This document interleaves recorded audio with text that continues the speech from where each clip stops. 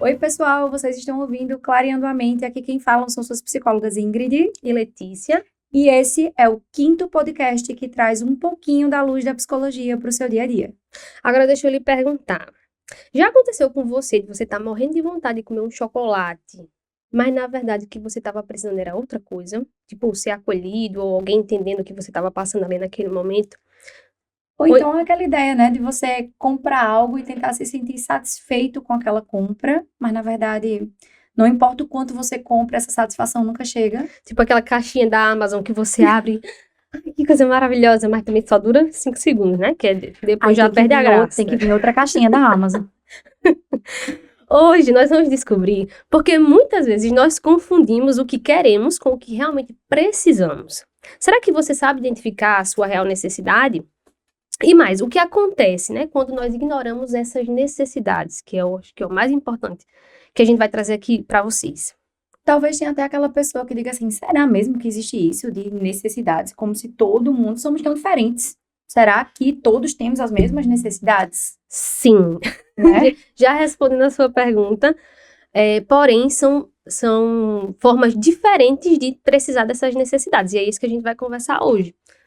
Como é que é para cada pessoa, mais ou menos assim, que vai precisar daquelas necessidades que são comuns a todo mundo, mas cada um precisa do seu jeito, né? E aquela diferença também, né? Todo mundo também tem seus desejos, mas os desejos são diferentes das necessidades. Desejo é aquela coisa mais rápida, mais superficial, e que daqui 1 hora, 2 horas, você não necessariamente tem mais aquele desejo. A necessidade básica, não. A necessidade emocional básica, não. É aquela coisa que a gente nasce com ela é profunda, é como se ela tivesse realmente uma raiz, né? E ela é fundamental no nosso desenvolvimento, ou seja, ela é fundamental na nossa vida. Se a gente não tem algumas necessidades básicas atendidas, como, por exemplo, afeto, segurança, já adiantando um pouquinho aqui, né? Algumas delas, a gente vai começar a se sentir insatisfeito, só que a gente não sabe dar nome para isso. A gente precisa alfabetizar, a gente enquanto entendimento das necessidades básicas. É, eu ia dizer um negócio aqui, esqueci, tá na ponta da língua. Ah, lembrei. É uma coisa que eu sempre explico, né? Todo mundo tem necessidades, certo? E existem necessidades que são, assim, indiscutíveis. Você sabe o mínimo do que você precisa para sobreviver. Então, a gente sabe que a gente precisa de comida, a gente precisa de água, a gente precisa de um lugar para viver. Da mesma forma, nas nossas emoções. Existem, componentes emocionais que são indispensáveis para o nosso desenvolvimento emocional e para que a gente tenha uma saúde emocional equilibrada. É como se a gente fosse pegar, né? Para quem é da psicologia e acompanha a gente aqui, a gente pode falar da pirâmide de Maslow, que tem ali aquele desenvolvimento, né? Desde o orgânico, o físico, que vai chegando ali até a nossa parte mais espiritual e moral. E uma dessas coisinhas que está ali nessa pirâmide, né? Nessa divisão dessa pirâmide, são as emoções. Então, a gente precisa olhar também com um carinho e com um cuidado para esse desenvolvimento emocional correto, que vem desse suprimento, desse atendimento das necessidades básicas. E a gente pode se perguntar assim, né? Será que essas necessidades só vêm quando a gente começa a falar? Então, a gente começa a dizer o que tem necessidade, porque desejo, por exemplo, é um pouco assim, né? Quando o meu filho quer alguma coisa, enquanto eu não dou para ele, ele fica repetindo aquilo até que eu dê, É né? verdade, desse Isso, jeito. né? Mas isso é o quê? Isso é uma necessidade. Ele não precisa daquele brinquedo. Ele só quer aquele brinquedo naquele momento. Então, a ideia que eu passo para ele é que ele pode esperar por aquele brinquedo. Não tem um problema ele esperar, por exemplo, eu pegar uma outra coisa para depois vir e pegar aquilo. No tocante às necessidades emocionais básicas, não funcionam também assim, né? Tem momentos da nossa vida, tem fases específicas do nosso desenvolvimento que essas necessidades precisam ser supridas. Então, quando um bebê nasce, por exemplo, ele não sabe falar que ele precisa de comida e ele também não sabe falar, ele chora, mas ele também não sabe falar que ele precisa de afeto, que ele precisa de segurança, que ele precisa de alguém ali, por exemplo, na hora da amamentação, né, da mãe olhando para ele enquanto amamenta, para criar esse vínculo. Né? A criança vai crescendo e ela precisa desenvolver autonomia. E como que isso é feito? Se a gente não estiver atento e observando o comportamento dela.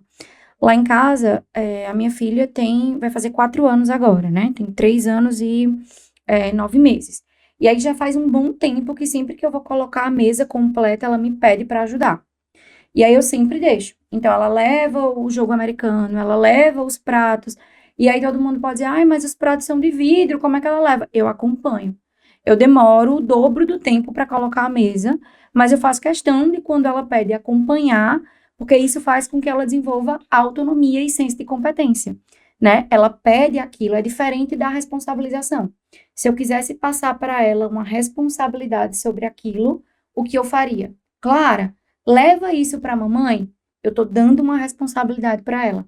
Mas quando ela vem e me pede, ela está dizendo, mamãe, é como se ela estivesse dizendo, eu já consigo fazer isso, deixa eu mostrar que eu já sei fazer isso.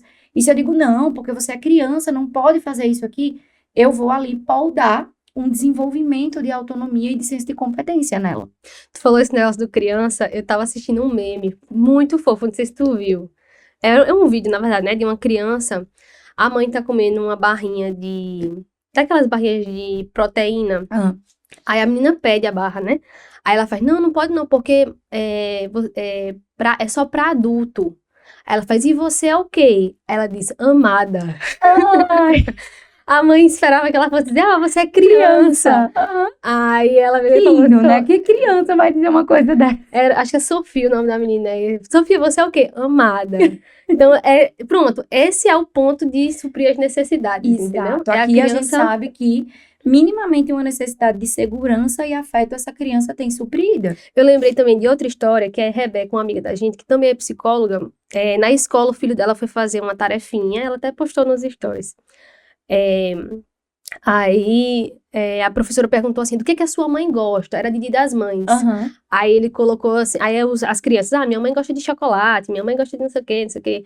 E ele colocou assim, minha mãe gosta de mim. Né? Então, o objetivo, não é obviamente que as crianças façam exatamente isso, mas é que elas entendam isso, Isso. né? Que é o que a gente deve procurar na nossa vida, né? Entender que nós somos amados, entender que nós somos queridos.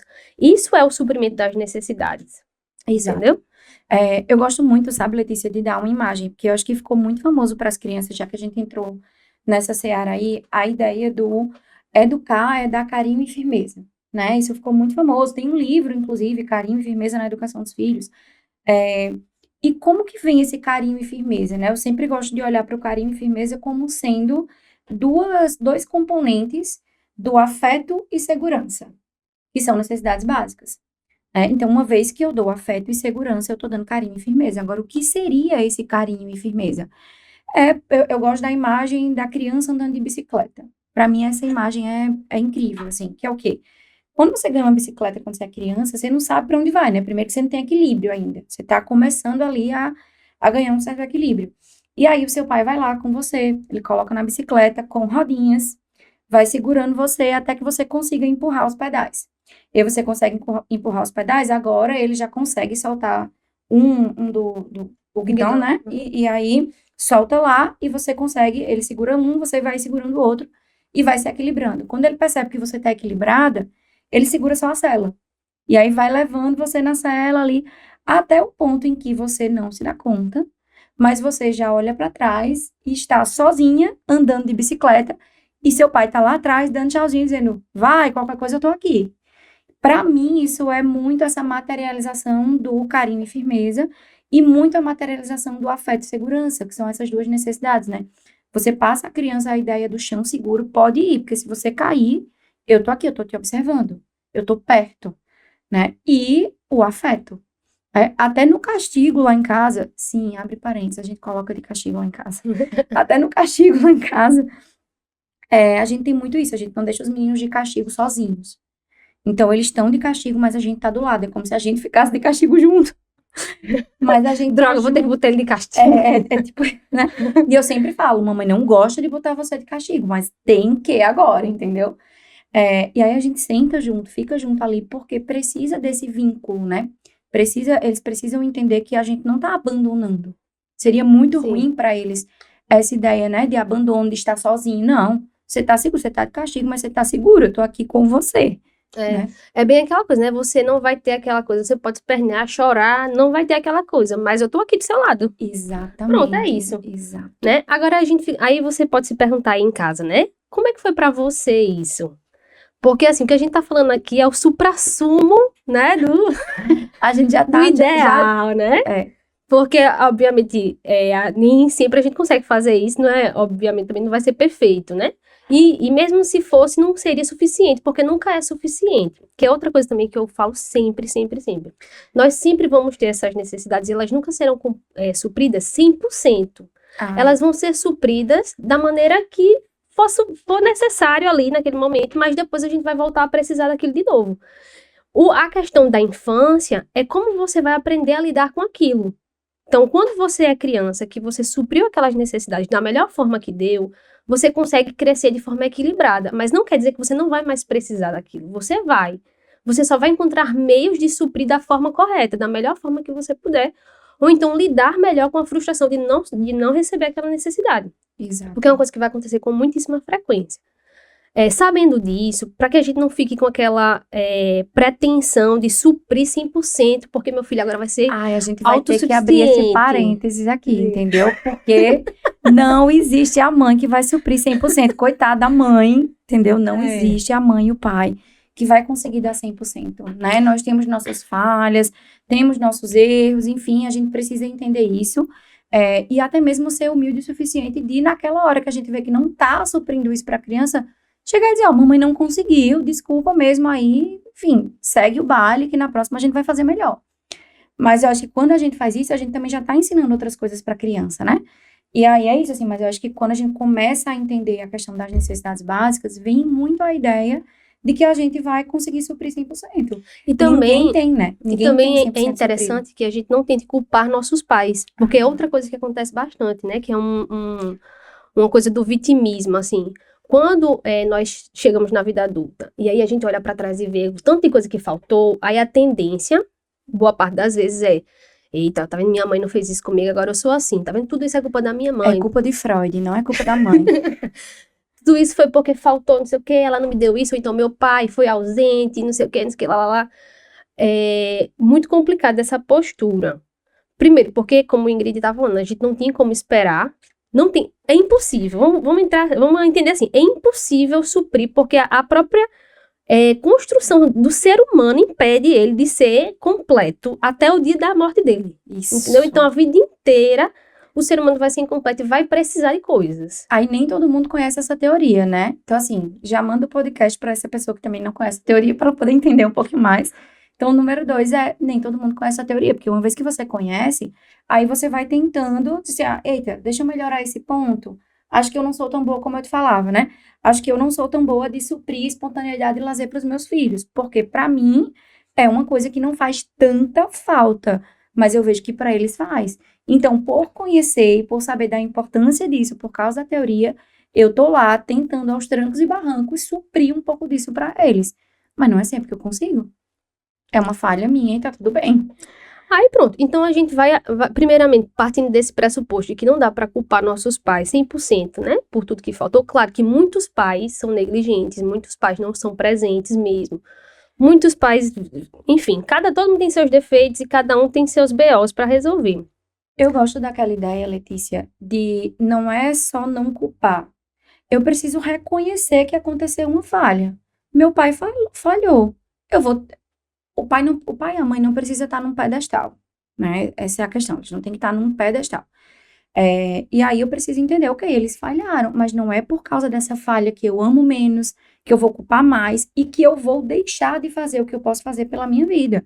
Então, se meu pai e minha mãe não me deram isso, eu vou tentar, da melhor maneira possível, buscar isso, né? Seja com colegas, seja em terapia, enfim, mas eu vou tentar reestruturar isso aqui. Exatamente. O principal é isso. É você fazer com você diferente do que fizeram com você, né? No seu desenvolvimento. Porque muitas vezes, realmente, nossos pais podem nos ferir de forma muito profunda. Sim. E às vezes é necessário que até que se cortem relações. Beleza, faz parte também das coisas que acontecem na vida. Mas é muito o que você vai fazer a partir dali. Né? Então, eu tenho uma frase que eu acho muito interessante, que é mais ou menos nesse sentido, né? Eu faço terapia, a terapia muitas vezes tem a função de fazer comigo, fazer com que eu seja diferente daquilo que me fizeram ser a vida inteira. Uhum. né? Então, é um movimento de independência emocional nesse sentido, né? De entender e de autorresponsabilidade, né? Que o que fizeram comigo, eu não vou permitir que continue se repetindo. Porque eu que fico repetindo depois, né? Às vezes você corta a relação com seus pais, você nem vê a cara deles mais, mas você tá ali repetindo as mesmas coisas. E muitas vezes você passa para os seus filhos também, sem perceber, né? Então, é muito importante ter consciência disso e se desvinculando, né, dessas práticas, que é o que a gente vai falar aqui agora. Sim. Por exemplo, muitas vezes você tem o desejo de passar muito tempo nas redes sociais. Então, você é aquela pessoa que chega em casa, deita no sofá e tome horas no TikTok e tome horas no YouTube. Ou o tal do workaholic, né? Ou então você é uma pessoa que trabalha absurdamente, né? Trabalha desde a hora que acorda 14, 15, às vezes 18 horas por dia, 16, 18 horas, né? Para só para dormir, no outro dia já acorda, já sonha com trabalho, já vive de trabalho. O que é que é importante que você se pergunte, né? O que é que pode estar por trás, né, Dessa busca, né? desse exagero, né? Será que você está nas redes sociais porque você quer se anestesiar? Será que você está trabalhando demais porque você quer provar para você que você pode? Que foi o que a gente conversou no podcast da semana anterior, né? Que às vezes, os nossos padrões inflexíveis são uma forma da gente tentar suprir algo que faltou. Então, às vezes, você não teve esse senso de competência que Ingrid estava falando. Então, eu vou trabalhar absurdamente para eu provar que eu sou capaz. Então, eu preciso ser a melhor de todas. Eu preciso estar no topo, vamos supor. A gente chama isso de hipercompensação, inclusive. Ou, às vezes, não é nem o estar no topo. Vou dar um outro exemplo que é em busca de uma outra necessidade básica, que é a necessidade básica de validação. Então, em uma família, todo mundo ali na minha família prestou concurso público, passou para um concurso público sempre muito bom. Aí eu sou uma das filhas dessa família e uma das filhas que não recebeu o carinho, o afeto, a atenção que merecia, que necessitava ali, né, no momento, e cresceu em busca desse afeto e dessa validação, o tempo inteiro em busca desse afeto e dessa validação, a ponto de eu ser a única de todas as filhas que está estudando para um concurso público, que não consegue estudar bem para o concurso, porque talvez o concurso não seja para mim mesmo, eu não sei, eu nem entendi isso ainda, mas eu estou em busca de passar no concurso, mesmo recebendo propostas altíssimas de emprego, coisa que é muito difícil nos dias de hoje, você receber uma proposta muito boa de emprego, mas eu abro mão da proposta de emprego que recebi, porque eu acho que eu tenho que passar no concurso público. Não é sobre o concurso, é sobre a validação que faltou. É que talvez se eu passar, minha mãe vai me dar a validação que eu esperava dela quando eu era criancinha. Vai me dar o abraço, o afeto que eu nunca tive. Que é aquela coisa, né? Na minha família, todo mundo é médico, então também vou ser médica. Esse é padrão. Inclusive, tem cidades no interior da Paraíba que são exatamente assim. Tipo, todo mundo na cidade é médico. E é meio que, para você fazer parte daquela cidade, você tem que fazer medicina. Então, assim, a cultura, né? Enfim. Mas é exatamente isso. Isso porque, né, Letícia, assim, já explicando um pouco mais, a gente começou a falar de algumas necessidades básicas e a gente tem, por exemplo, a necessidade básica de validação, que seria essa, né, de ver as pessoas ali. A de segurança também, eu ia até mencionar isso. Em relação a essa coisa do concurso, porque o concurso público ele traz muito essa sensação de segurança, né, por conta da estabilidade financeira. E aí, muitas vezes, uma pessoa que teve uma vida que teve muitas faltas, ou que dependeu de muitas outras pessoas, às vezes, seus pais não puderam lhe dar aquilo que você precisava, e aí, financeiramente falando, né? E aí, seus avós deram, por exemplo. Sendo que seus avós não são seus pais, seus avós geralmente são mais velhos, então eles podem morrer a qualquer momento. Isso. Então você fica ali naquela insegurança de, será que eu posso contar com eles, já que eu não posso contar com os meus pais, que já eram os que eu deveria ter contado, que já não foram suficientes nesse sentido? Então eu preciso garantir alguma coisa no meu futuro que seja estável. Qual a coisa mais estável que a gente conhece no Brasil? O concurso público. Então eu vou atrás do concurso para que eu garanta que eu vá... que mesmo que eu perca minhas pernas, qualquer coisa acontecer, eu vou ter lá meu salário caindo no final do mês. Como se o salário fosse sinônimo de segurança, né? Como se o dinheiro fosse sinônimo de segurança. Eu sempre digo para os pacientes, é uma falsa sensação de segurança que você tem aí. não é segurança. Não é que a gente não precisa de dinheiro, tá, gente? Isso. Eu até brinco Só dizendo uma assim, observação. eu até brinco dizendo assim, né? O dinheiro, ele compra um pouco da tua alegria no dia a dia, de momentos bons, né? Quanto mais você ganha, melhor você vive, melhor, enfim, materialmente falando, é algo muito positivo. E você saber exatamente quanto você vai receber todo mês, é ótimo, porque você tem uma programação, você pode fazer o que você quer, mas isso é muito mais uma necessidade de controle da pessoa aparecendo para, com base nessa necessidade de controle, sentir um chão aparentemente seguro. Mas isso não quer dizer que essa segurança não possa acabar. Então, tem muito isso, né? Na ideia de que o dinheiro é um sinônimo de segurança, sendo que é uma falsa sensação de segurança. E isso aconteceu muito na pandemia, porque as pessoas começaram a investir muito dinheiro em tratamento. Então, pessoas muito ricas tinham muito dinheiro, pagavam tratamentos em outras cidades, enfim. E mesmo assim, infelizmente, a pessoa morria, né? E aí chegavam desesperadas no consultório na ideia de como é que pode, tipo, a gente investiu tudo que tinha, fez o melhor tratamento que tinha e morreu. E aí era sempre o que eu dizia, né? É que o dinheiro, o tratamento não é sinônimo de segurança. Você vai dar o seu melhor, você vai fazer o seu melhor, mas isso não quer dizer que você vai conseguir o que você quer ali. Portanto, não existe segurança aqui, é uma falsa sensação. É bom que você tenha para que você possa proporcionar isso, mas isso não quer dizer que você vai conseguir o que você quer. É porque nesse caso a segurança ela vem muito dessa sensação emocional mesmo, afetiva. Então não tem a ver com você ter o dinheiro, embora também contribua. Mas de você. A necessidade de segurança, ela é basicamente assim. Você vai sair de casa e você sabe que você tem para onde voltar.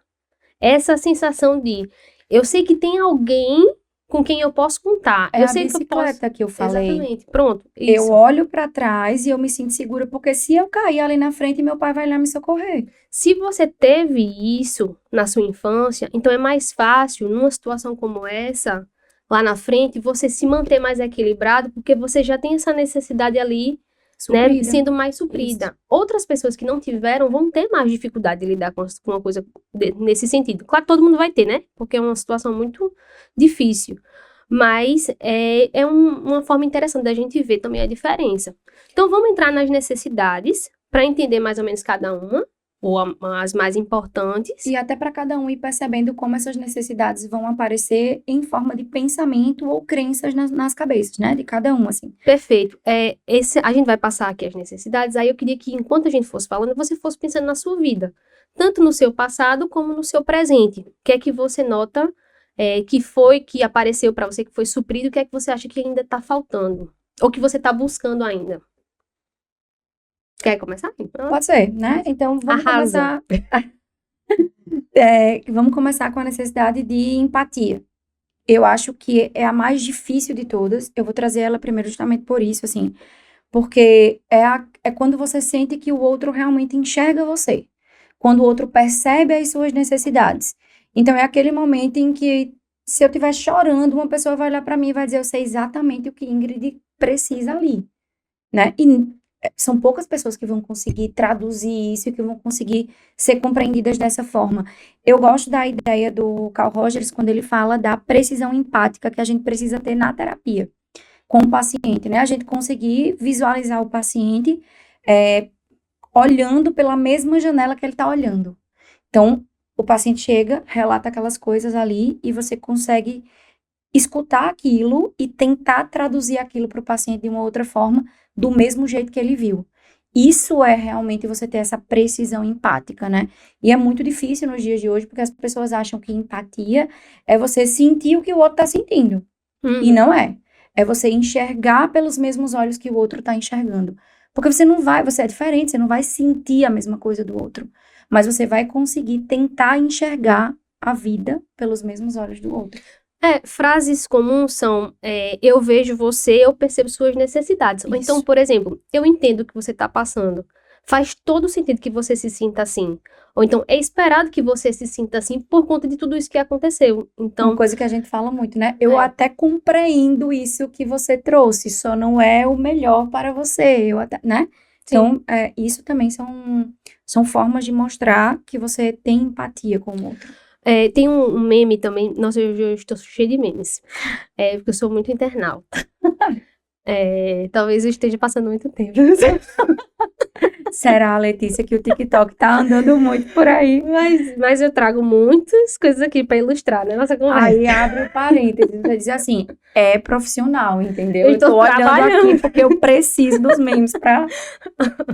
Mas deixa eu dizer, esses dias eu vi um que é excelente, que é assim, tem dizendo, tem várias versões desse aí, mas o que Ingrid falou agora, que eu lembrei bastante, eu tô passando por tal coisa, mas ninguém me entenderia, então eu passei o dia no shopping fazendo compras. Aham, do Ou Friends. então, Eu compartilhei a o de Mônica. Mônica, não foi? Pronto. Compartilhei a Mônica. Esse agora que eu falei foi o de Rachel, né? Tu lembra qual era o de Mônica? O de Mônica era, ninguém me entenderia, então arrumei toda a casa e passei 3 horas tomando banho. Pronto, isso aí é um pouco mais Tranquilo, funcional. né? Funcional, super funcional. Eu na vida. Contanto que não seja, tipo, o dia inteiro fazendo aquilo, né? Não seja exagerado. Isso, o da Rachel era compras na Shein. Aí as compras já é um pouco mais prejudicial. A Phoebe, ninguém me entenderia, então eu passei o dia falando comigo mesma. Tipo isso, mas enfim. Pronto, a necessidade de empatia tá por aí. E aí você vê as formas como você lida pra tentar suprir, porque às vezes não vai suprir. Isso, né? Exato. E aí vem a segurança que a gente tava falando, né? Eu vou até deixar os outros dois, assim, que a gente tava conversando por último, porque eu acho que eles compilam melhor tudo, né? Mas a necessidade de segurança é justamente isso que a gente tava falando, de você se sentir seguro, de você, vem na sua cabeça aquela ideia, né? Não importa o que aconteça de ruim, vai ter alguém aqui para me ajudar. Eu vou estar protegido, né? Tenho uma certa proteção, eu não estou sozinho. Então, as pessoas que são mais solitárias mesmo, que não conseguem conviver com a solidão, que a solidão é uma dor, muitas vezes, essa solidão, na verdade, essa solidão que parece ruim, ela tem uma característica, ela tem um fundo, uma raiz na necessidade de segurança não suprida, né? Então, eu não consigo ficar só porque eu não me sinto seguro, mas a pessoa não sabe nomear isso. A grande questão é essa. Eu acho que o problema, na verdade, é o não saber nomear. Porque é uma coisa de solidão, eu não consigo ficar só. Só que qual é o problema de ficar sozinho? Tipo assim, qual é o problema de você passar um dia sozinho? Não tem um problema em você passar um dia sozinho, mas para algumas pessoas tem. E isso pode ter justamente esse fundo de falta de segurança, né? Outra necessidade, por exemplo, é a autonomia, que é você pode aprender, ser você mesmo, fazer. É muito, muito, muito comum você ver pessoas que, hoje em dia, principalmente, que os filhos passam mais tempo na casa dos pais. Então, quando eles vão precisar mudar para outra cidade, ou vão precisar morar nas próprias casas, ou vão precisar fazer coisas sozinho, resolver pendências, plano de saúde, enfim, coisas nesse sentido, muitas pessoas têm dificuldade. Às vezes não é nem porque falta habilidade, mas falta essa ideia de que ele consegue fazer sozinho. Mesmo que ele tenha todas as habilidades necessárias, ele sempre vai sentir que precisa que alguém vá com ele. Bem aquela coisa das amigas que vão no banheiro, uma amiga, vamos comigo no banheiro para não ir sozinha. Então, a autonomia é você ir no banheiro sozinha, entendeu? Exato. É tipo a criança, né? A criança tem coisas que ela vai ganhando autonomia com o tempo. Então, ela vai aprendendo a ganhar autonomia ali. E você precisa ensinar a autonomia precisa ser passada. Eu esqueci de trazer o baralhinho das necessidades básicas, né, que eu ia trazer, mas enfim, a cartinha do baralho é muito bonitinha, porque é a mãe e o filho ou a filha lá amarrando o cadastro.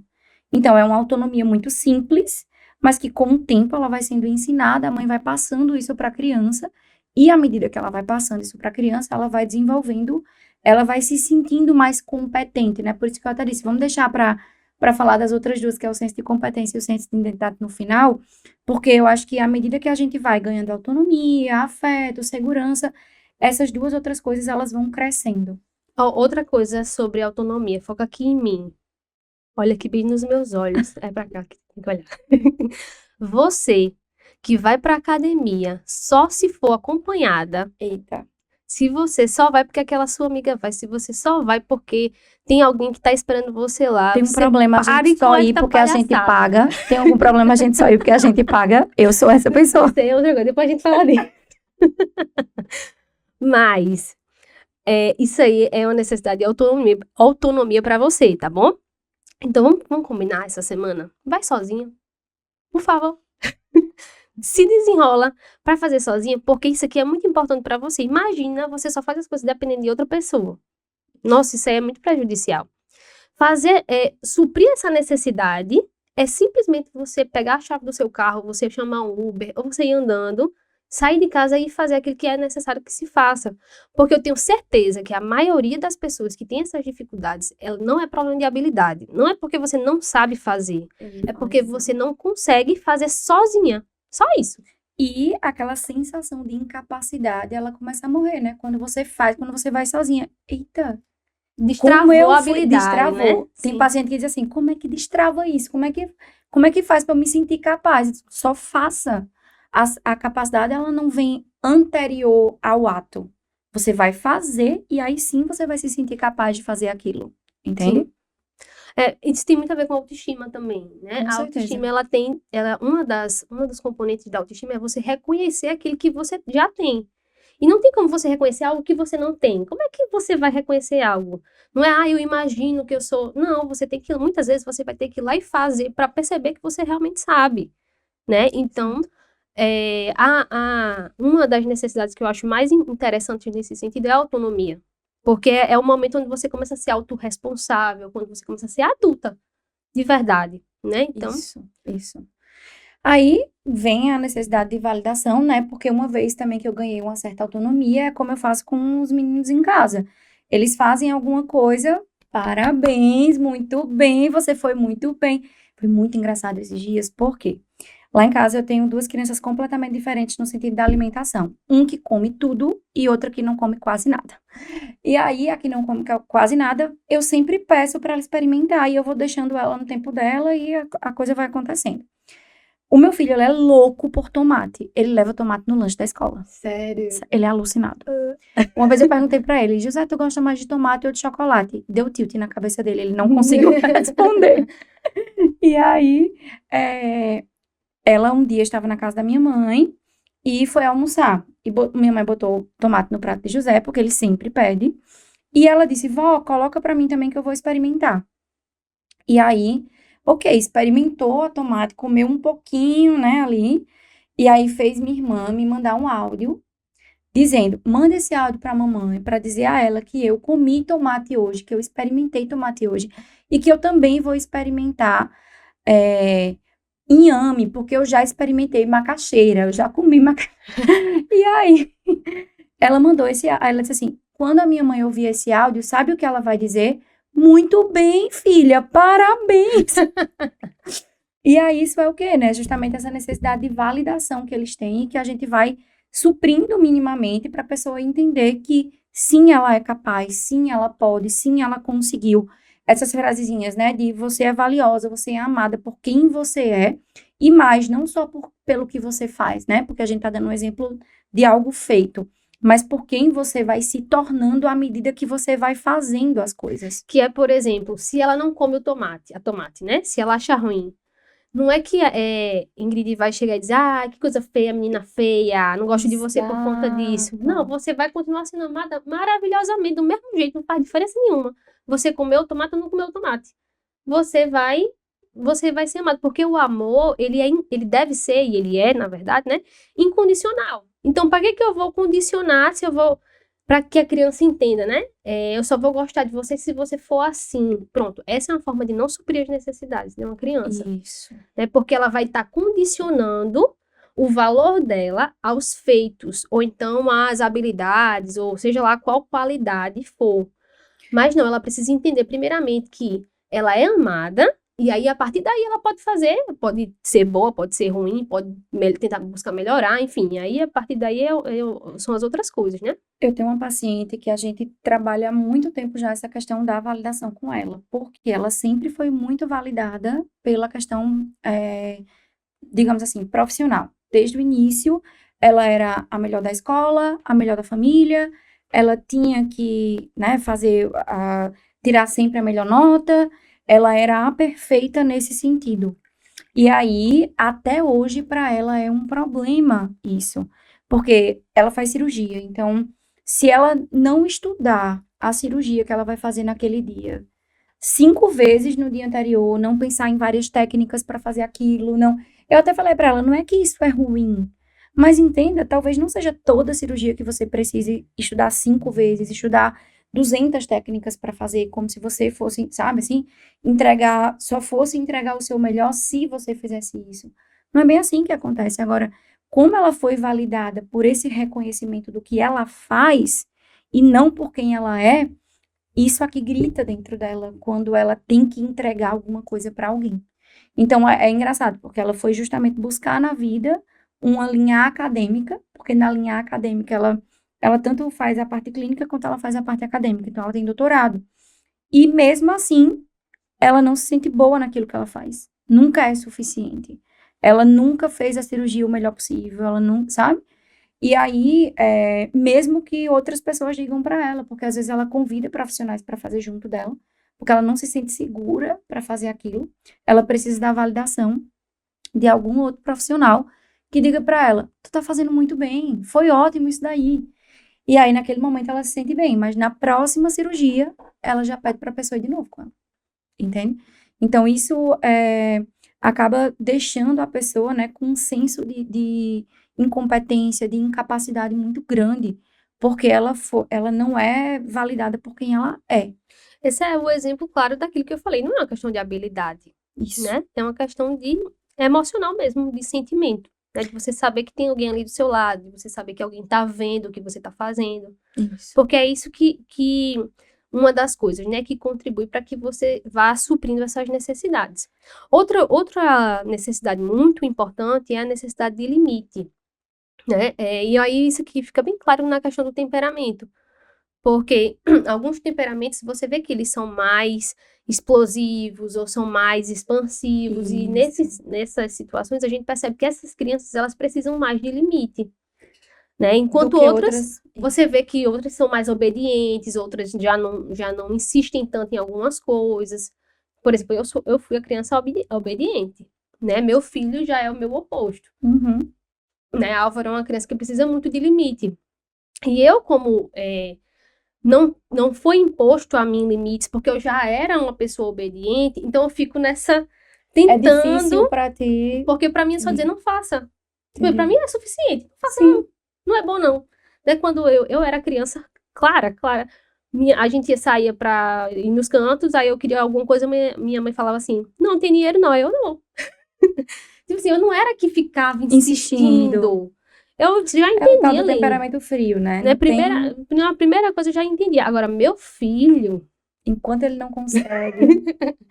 ele falou que repete, né? Eu quero 35 José milhões de vezes. O Homem-Aranha, mãe, o Homem-Aranha, mãe, o Homem-Aranha, o Homem-Aranha, o Homem-Aranha. José, calma, já vou pegar. Mãe, o Homem-Aranha, o grande, mãe, o Homem-Aranha, o Homem-Aranha. José, calma, eu vou pegar. Né? Então, tipo assim, às vezes eu até demoro a pegar e eu digo a ele, mamãe só vai pegar agora quando passar 5 minutos de você parar de falar. Ele nem tem noção de quanto é 5 minutos, às vezes nem demora os 5 minutos, mas assim, eu preciso pedir para ele parar, para ele entender que não é ele pedir e eu dar. Isso é um limite também, Sim, né? Eu faço muito também, eu olho pra ele, aí eu digo assim, ó, mamãe vai pegar, você espera, aí ele faz pela, que ele tem 2 anos. Aí ele fica sentado, tipo, 10 segundos, aí já levanta e vai, sabe? Mas ele, pelo menos, tem a noção ali de que... Tem que esperar. Né? A gente também tem que entender que não tem como esperar muito também de uma criança de 2 anos, né?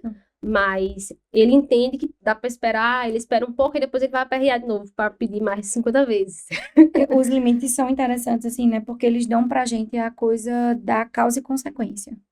E muitas vezes o que a pessoa mais precisa na vida é entender isso.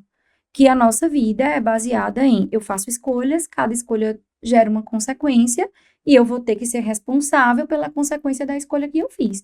E os limites realistas trazem justamente essa percepção para a criança.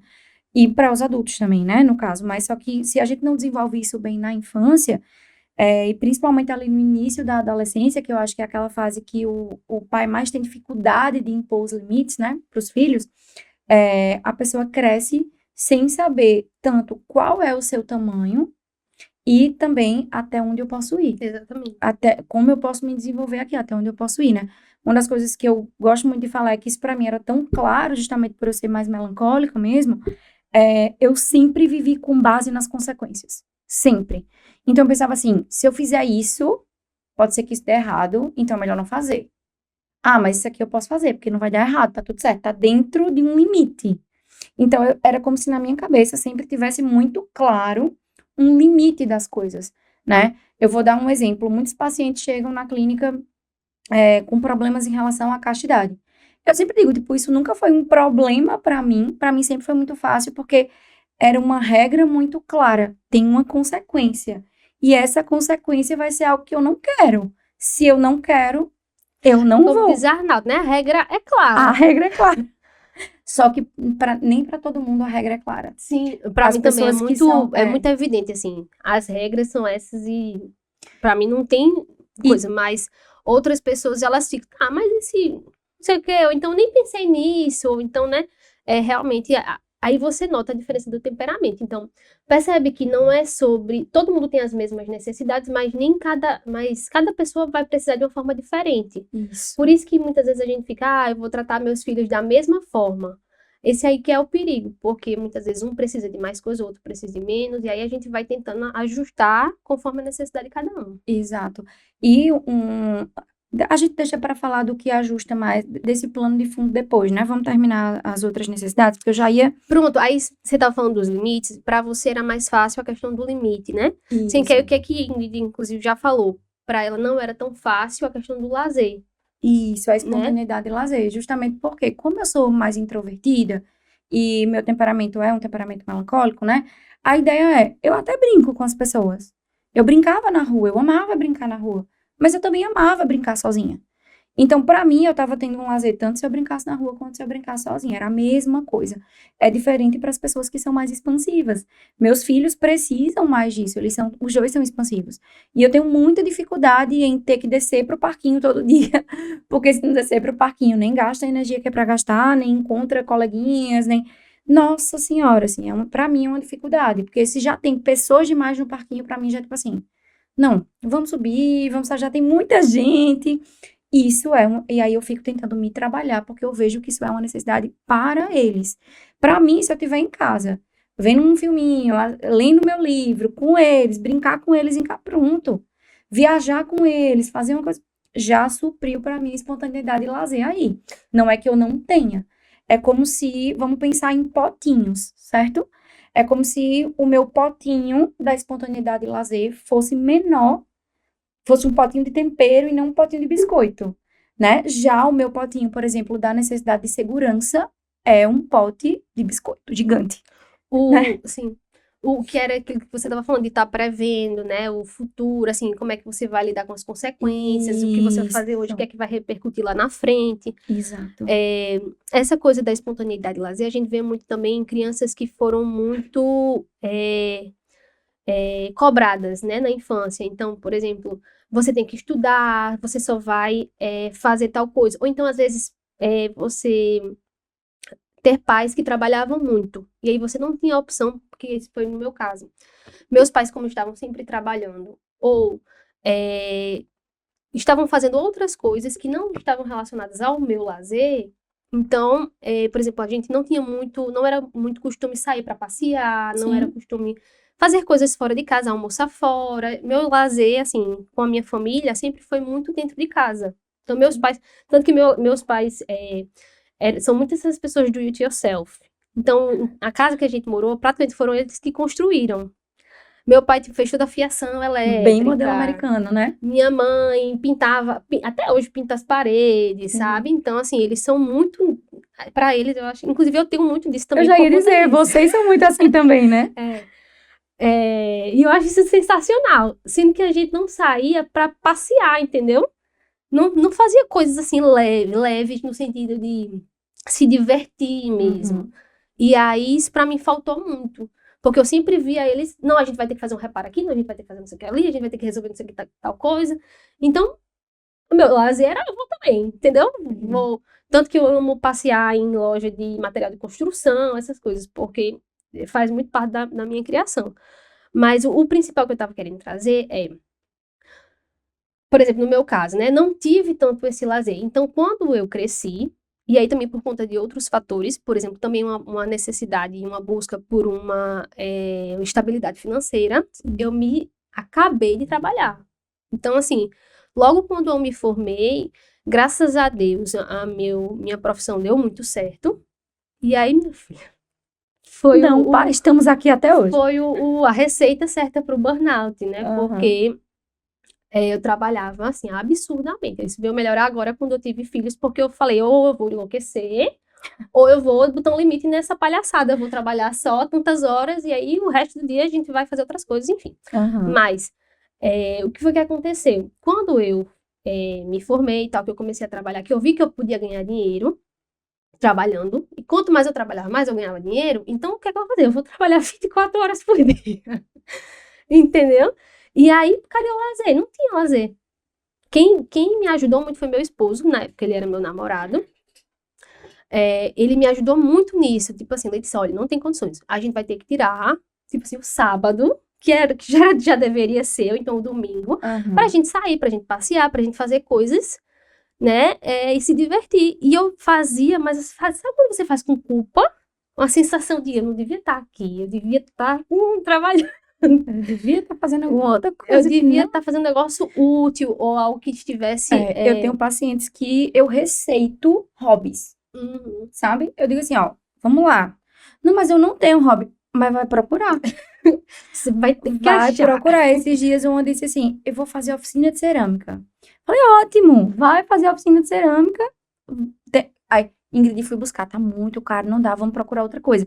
Mas por que isso, né? Assim, porque você precisa achar alguma coisa que você consiga fazer sua cabeça parar. Precisa desse momento de respiro, eu até brinco assim, né? Vamos oxigenar o cérebro, assim.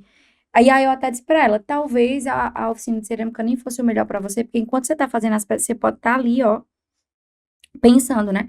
Aí eu já tenho uma também que ela disse assim, o meu hobby é o beach tennis. Eu falei, ótimo, porque ali você tem que estar atenta 100% à bola, né? Então, você não pode pensar em nada.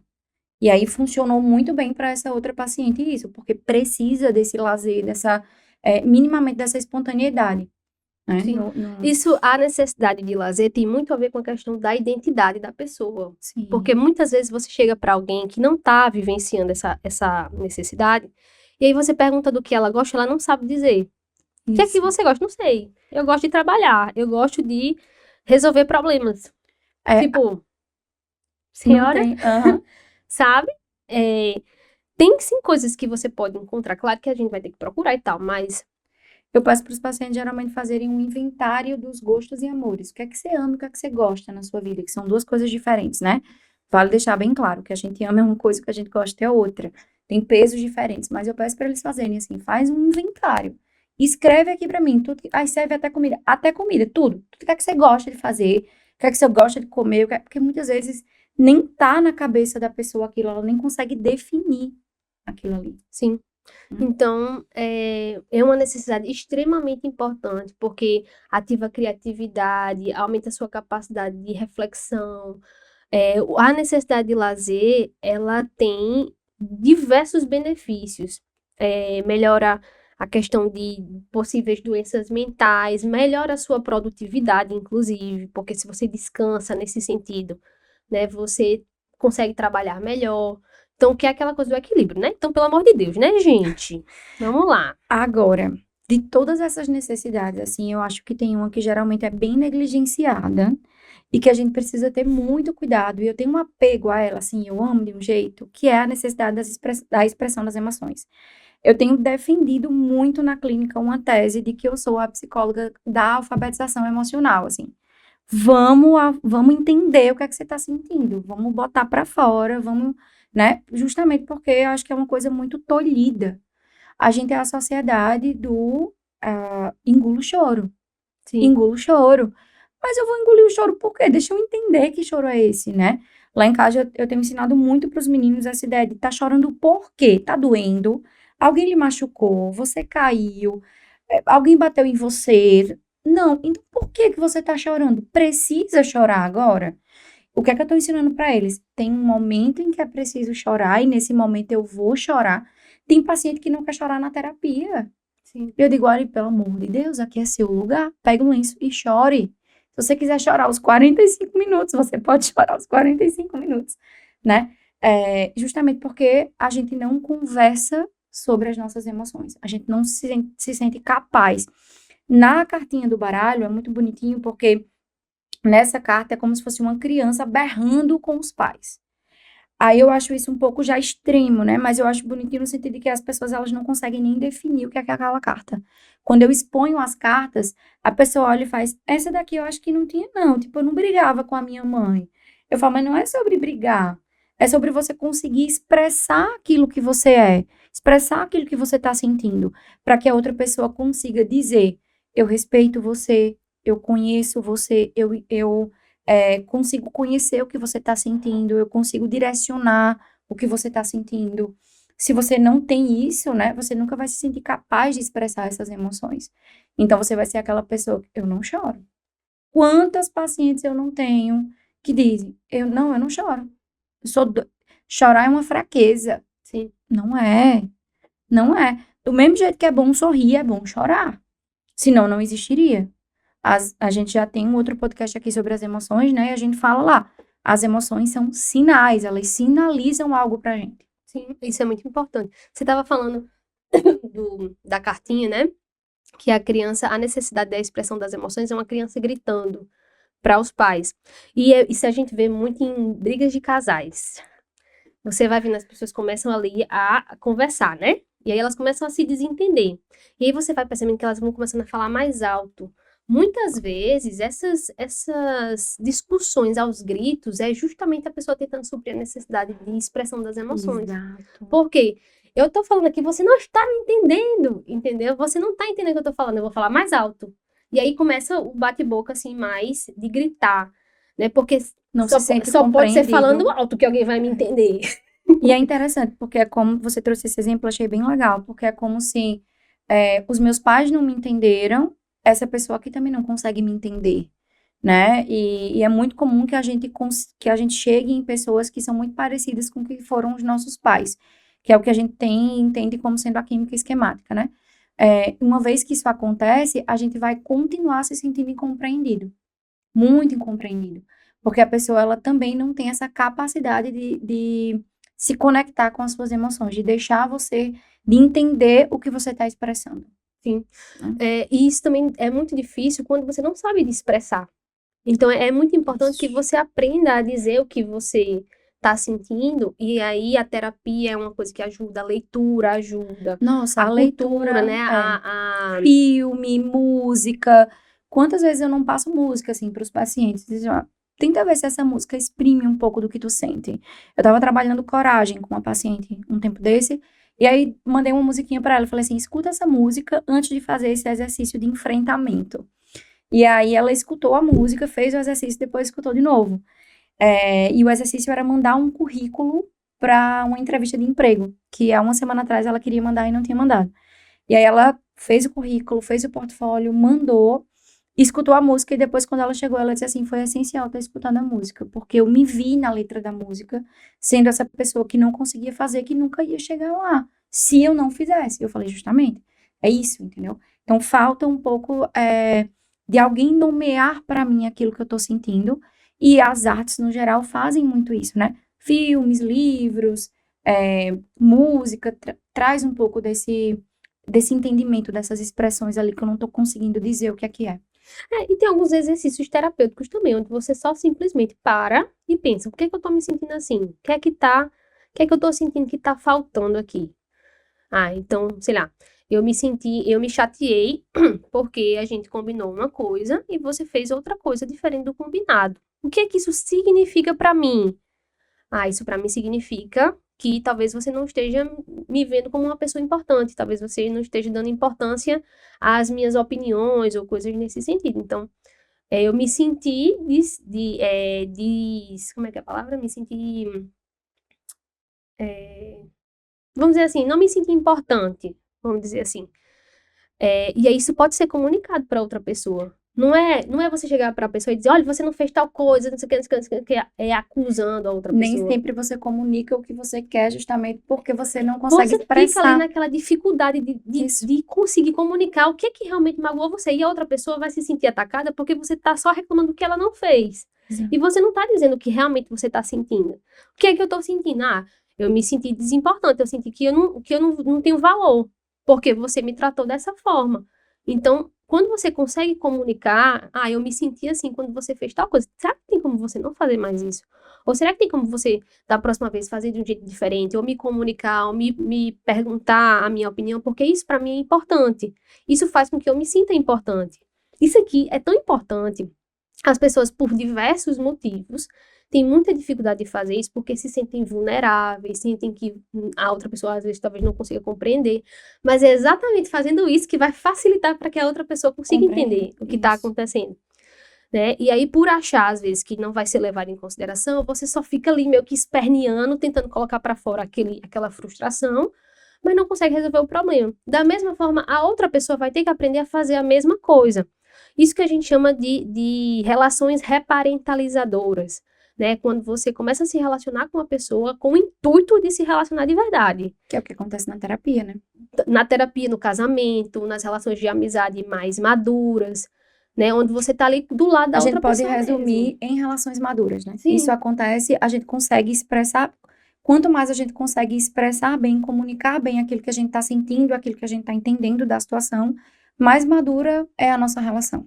para mim, um dos grandes divisores de água foi quando eu aprendi a pedir perdão pelas coisas que eu fazia, né? Que para mim era um grande ato de vulnerabilidade, de fraqueza.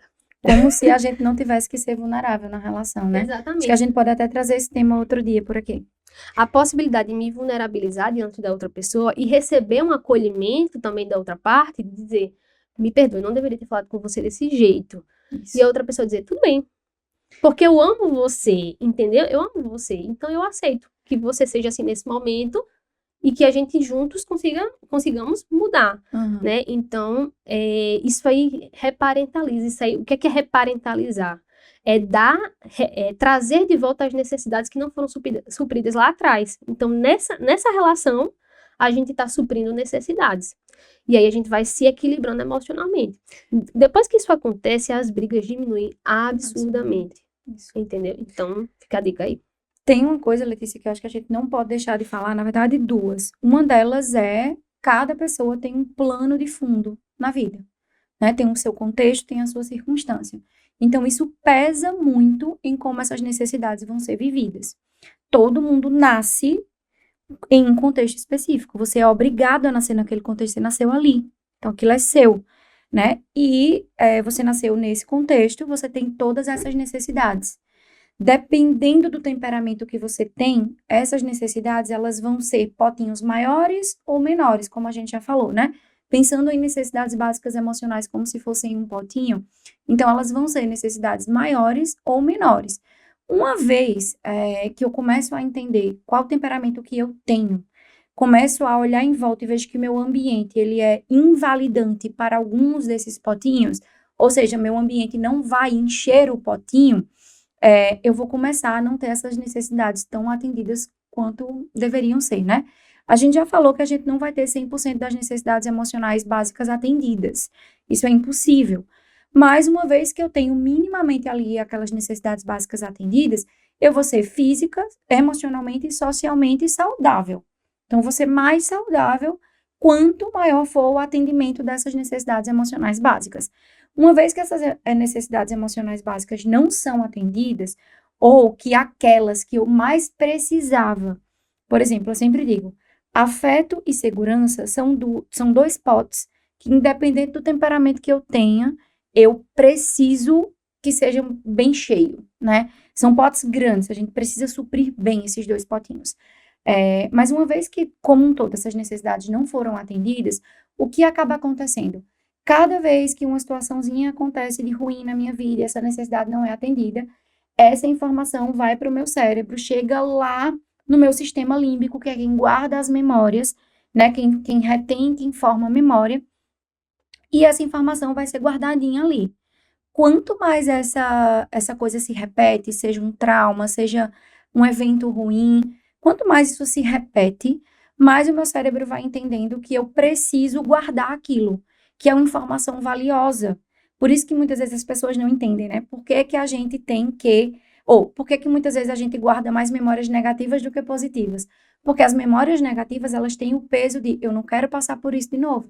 Eu preciso arrumar um jeito, eu preciso me defender. Então, uma vez que isso acontece, as minhas memórias ali, o meu sistema límbico ativa o meu sistema de defesa. Tanto o sistema límbico quanto o sistema de defesa são sistemas mais primitivos, né, do nosso cérebro. Ou seja, desde os animais, eles aparecem ali. Então, a gente vai para a defesa. E quais são os 3 comportamentos de defesa que a gente tem? A luta, né? Ou a hipercompensação, a gente vai compensar em alguma coisa, a gente vai atacar, a gente vai, enfim. A fuga ou a evitação, eu não quero nem pensar naquilo, existem 3 formas, né? Existe a evitação comportamental, a evitação cognitiva e a evitação emocional. Então, eu nem quero, eu não sei nem o que é emoção na minha vida. Não, eu nem quero pensar naquilo, não vou nem pensar. Existe essa forma também, né? Então, existe a fuga, que é a evitação, a luta, a hipercompensação e a resignação, a paralisia, né? Que é aquela coisa de eu me resigno diante daquilo, eu me submeto Uma diante espécie de daquela situação. submissão mesmo. Isso.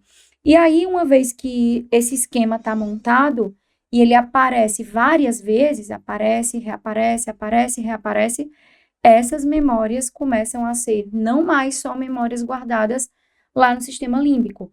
Eu ensino para o meu cérebro que aquilo agora é uma forma de reagir. É quando a gente começa a formar os esquemas, né? A neurobiologia dos esquemas é explicada justamente nesse sentido. Então, essa informação, ela vai para o meu córtex e para o neocórtex para eu aprender aquilo. É onde eu crio crenças intermediárias ou nucleares, é onde eu vou criar pensamentos automáticos sobre aquilo.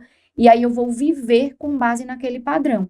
Eu aprendi uma forma errada de me comportar e agora eu tenho no meu córtex ali ideias específicas para eu sempre me comportar daquele jeito, que é errado. É porque o nosso cérebro, ele é muito inteligente e muito burro ao mesmo tempo, né? O que tá programado para ele fazer? Eu vou guardar aquilo que se repete, porque me parece que é algo que é muito utilizado. Eu vou botar para fora aquelas coisas que são tipo um uso e um desuso, né? Exato. Quanto mais eu uso isso aqui, mais vai ficar. Quanto menos eu uso isso aqui, mais eu jogo para fora. Sendo que ele não consegue fazer a diferenciação de que essas coisas que estão ficando, que eu estou usando muito, não são coisas boas. São coisas que são só repetidas. O que eu vejo também não é só a questão do uso e desuso. O cérebro, ele está muito vinculado àquela questão do que parece ser bom para mim e o que não Também, parece ser bom sim. para mim. Porque muitas vezes situações negativas são situações boas para a nossa vida, né? Até situações às vezes que nos deixam tristes fazem parte e são boas para a gente. A gente precisa daquilo. A grande questão é, o nosso cérebro não quer precisar daquilo. Ele só quer o Perfeito. que é bom para ele, confortável para ele, né? É por isso que você prefere o chocolatinho todo dia depois do almoço e não lembra que você tinha que fazer a dieta. Que também a lógica de economizar energia, porque para lidar com essas coisas eu não Isso. preciso gastar energia. Mas para Isso. pensar, para fazer um exercício e tudo aí, eu preciso gastar mais energia. Tanto é que o cérebro tem uma área desenvolvida, né, só para criação de hábito. Porque ele vive com base em padrão e hábito. Você falou, né? O nosso cérebro, ele é inteligente e é burro. Eu sempre olho o cérebro, tipo assim, ou a gente ensina ele, ou ele vai ser mais burro do que inteligente.